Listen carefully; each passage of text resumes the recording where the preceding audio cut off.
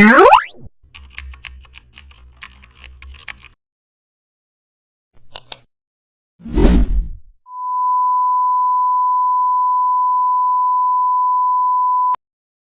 back to the channel. Don't forget to like, share and subscribe for more updates.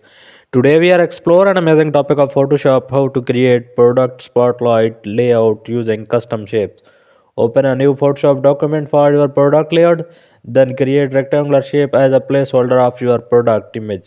Apply gradient overlay for subtle background variation, then add circular shape to highlight price tags. Now group product image shapes for easier editing. Insert small accent shapes to frame product features. Then align all shapes using smart guides for balance. Now apply a soft drop shadow to make an element pop. Then add text layer for product titles and descriptions. Use clipping mask to integrate shapes and images seamlessly. Adjust gradients